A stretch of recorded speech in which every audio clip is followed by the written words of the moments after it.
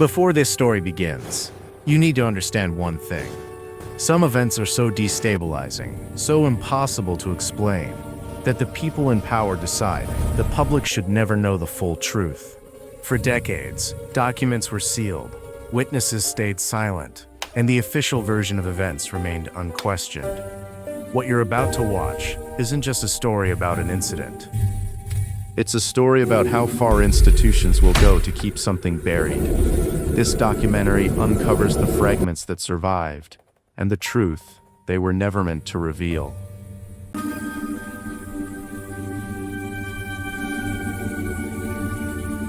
For decades, the official story never changed. The reports were sealed, witnesses vanished, and anyone who asked questions was told to stop digging. But underneath the silence is a trail of evidence that never should have survived.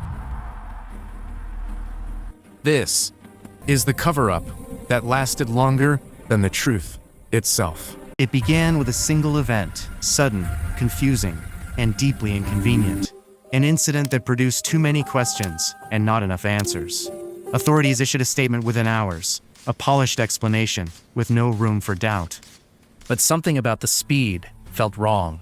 Witnesses reported details that didn't match the official timeline. Those inconsistencies weren't addressed. They were erased, and that's where the cover-up began. Key documents went missing, photographs were classified, entire interviews were redacted, until they were nothing but black ink on white paper. Investigators who pushed too hard found themselves reassigned. Researchers who spoke out publicly were dismissed as misinformed. The message was subtle, but clear. Stop asking questions. But the most suspicious detail was this. No one ever explained why the evidence needed to disappear in the first place. Silence isn't just the absence of answers. It's a strategy. Officials stopped commenting. Witnesses refused interviews. Those who had spoken up suddenly reversed their statements. The narrative wasn't reinforced with facts. It was reinforced with quiet. And the longer the silence lasted, the more people accepted the official version. Not because it made sense, but because the alternative was buried too deep to see. Years later, small pieces began to surface. A forgotten tape recording, a handwritten note left in an archive box, a retired official who finally admitted the timeline never made sense. Each fragment was insignificant on its own, but when you place them side by side, the image becomes impossible to ignore. The event didn't happen the way they said it did, and the people responsible for the explanation knew that from the beginning. The breakthrough came from someone inside, a former analyst, long retired, who finally decided to speak, not out of anger, but guilt. They revealed the truth. Evidence wasn't lost. It was intentionally removed, altered, filed under different categories, so it would never be connected. According to them, the cover-up wasn't about hiding what happened. It was about avoiding what acknowledging it would cause.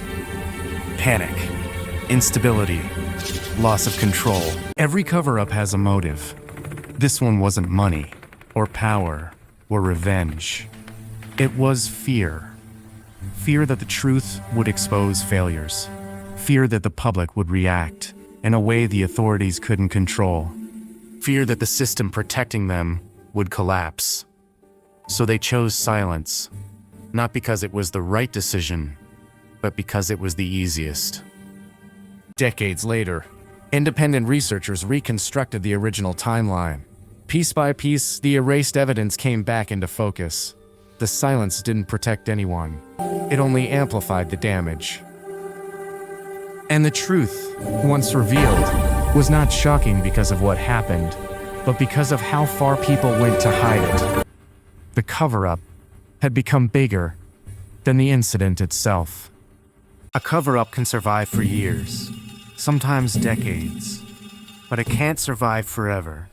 Documents age, memories slip, people talk, And the truth finds its way out, not because it's powerful, but because silence eventually collapses under its own weight.